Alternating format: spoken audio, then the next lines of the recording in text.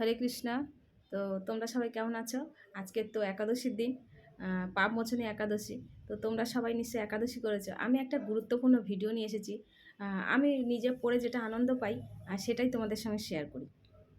Share এই কারণে করি, আমার নিজেরও পড়া হয়, আনন্দটাও হয়।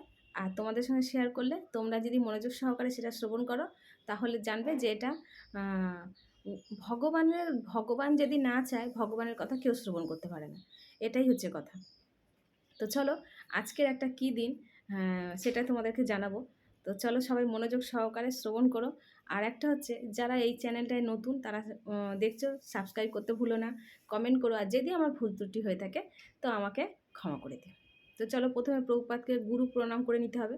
তো প্রথমেই প্রভুপাদকে প্রণাম করে নেব। নমঃ বিষ্ণুপাদায় কৃষ্ণপ্রেষ্ঠায় ভূতলে শ্রীমতে ভক্তিবেদান্ত স্বামিনীতি নামিনে নমস্তে সরস্বতী দেবে গৌরবাণী প্রচারিণে নির্বিশেষ শূন্যবাদী পাশ্চাত্যেশ্বতারিণে। জয় জগৎগুরু শিল প্রভুপাদ কি জয়। বাঞ্ছাকল্পতরু ভাষ্য কৃপা সিন্ধু এবচ পতিত তানাম পাবনেভ্য বৈষ্ণভ্যে নমো নমঃ। জয় শ্রীকৃষ্ণ চৈতন্য প্রভু নিত্যানন্দ শ্রী অদ্বৈত গদাধর শিবাসাদি গৌর ভক্তবৃন্দ। হরে কৃষ্ণ কৃষ্ণ কৃষ্ণ হরে হরে, হরে রাম রাম রাম হরে হরে। জয় রাধা মাধব কি জয়। তো চলো, আজকের ভগবান ভক্তের জন্য 1 মাস হবিষ্যি করেছেন। ভগবান ভক্তের শ্রাদ্ধ করেছেন। কারা কারা জানো আমাকে কমেন্ট করে জানাবে, আর যারা যারা জানো না তারাও কমেন্ট করো। তো চলো, তো সেটা খুব গুরুত্বপূর্ণ, তার জন্য আমি তোমাদেরকে শ্রবণ করাতে এসেছি।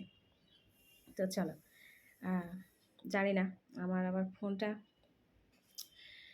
তো এখানে কি বলেছে, আজকের হচ্ছে শিল গোবিন্দ ঘোষ ঠাকুরের তিরোভাব তিথি এবং অগ্রদ্বীপের মেলা।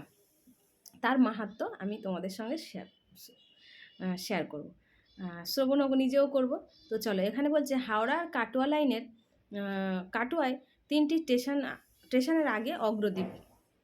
তো গঙ্গার তীরে গড়ে ওঠা অগ্রদ্বীপ গ্রাম হিসেবে এই নামকরণ। গ্রামটি স্টেশন থেকে 3 কিলোমিটার দূরে, গঙ্গার অপর পারে।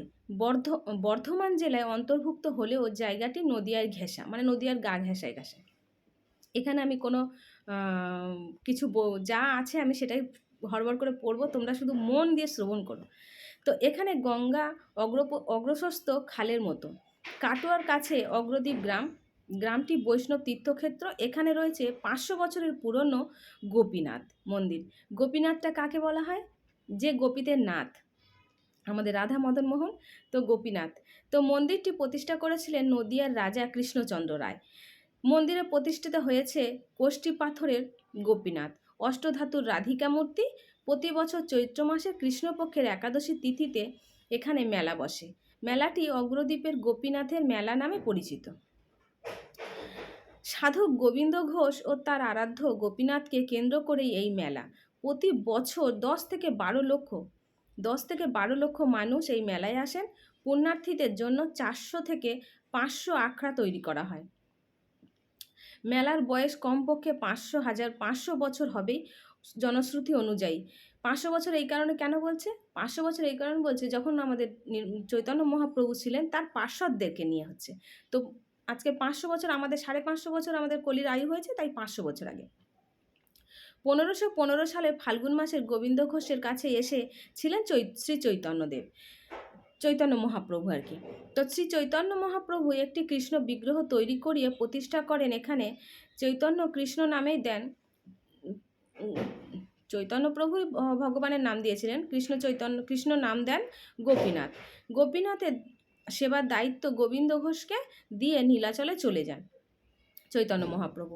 কিংবদন্তি অনুযায়ী 1588 সালে চৈত্র মাসে কৃষ্ণপক্ষে একাদশী তিথিতে মারা হয়েছিল শ্রী চৈতন্যর একনিষ্ঠ ভক্ত গোবিন্দ ঘোষকে।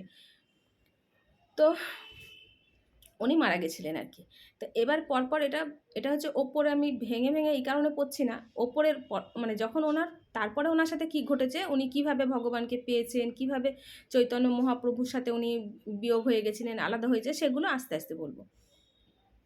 তো এখানে কি বলছে, মারা হয়েছিল শ্রী চৈতন্য মহাপ্রভু। এই গোবিন্দ ঘোষ ছিলেন শ্রী চৈতন্য পার্শ্বদের অন্যতম একজন। ওনার যে পার্শ্বদগণ ছিলেন চৈতন্য মহাপ্রভুর সঙ্গে কীর্তন করতেন, সেই পার্শ্বদের মধ্যে একজন। তিনি ছিলেন গোপীনাথের সেবক। সেই তিথিতে স্মরণে রাখতেই প্রতি বছর গোবিন্দ ঘোষের পারলৌকিক হিসাবে চিরে মহোৎসব আয়োজিত করা হয়। স্বয়ং গোপীনাথ 1 মাস ধরে হবিষান্ন গ্রহণ করেন। তাহলে গোপীনাথ কেন হবিষান্ন গ্রহণ করবেন? তোমরা প্রশ্নটা লিখে রাখো, পরে মিলিয়ে নেবে যদি আমি ভুল বলে থাকি।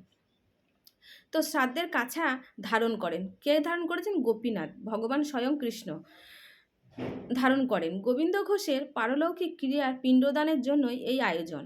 জনশ্রুতি রয়েছে শিশুপুত্র মৃত্যুর পর শোকে পাগল হয়ে গিয়েছিল গোবিন্দ ঘোষ। তখন গোপীনাথ তাকে স্বপ্নে দেখা দেন, তিনিই পুত্র হিসেবে গোবিন্দ ঘোষের শ্রাদ্ধ করবেন বলে তাকে আশ্বাস দেন। যদি ভগবান কোনো দিন আমার বাড়িতে আমি আর সত্যি কথা বলতে রাধা মাধবকে নিয়ে আসার খুব ইচ্ছে।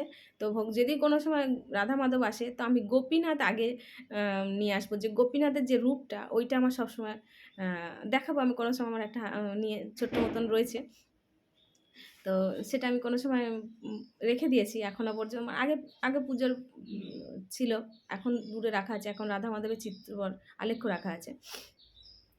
তো এখানে কি বলেছে, তিনি পুত্র হিসেবে গোবিন্দ ঘোষের শ্রাদ্ধ করবেন বলে তাকে আশ্বাস দেন। সেই কথা মেনে গোবিন্দ ঘোষের মৃত্যুর পরে তার শ্রাদ্ধ করেন গোপীনাথ।